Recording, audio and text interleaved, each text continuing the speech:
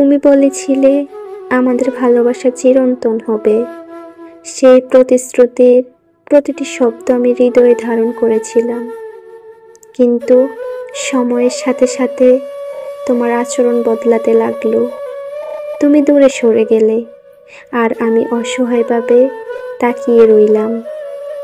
একদিন জানতে পারলাম তুমি অন্য কারোর সাথে নতুন জীবন শুরু করেছো।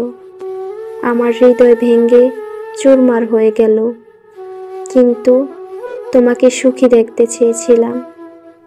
এখন আমি একা, সে অপূরণীয় প্রতিশ্রুতির স্মৃতি নিয়ে বেঁচে আছি। তুমি সুখে থাকো, এটাই আমার শেষ চাওয়া।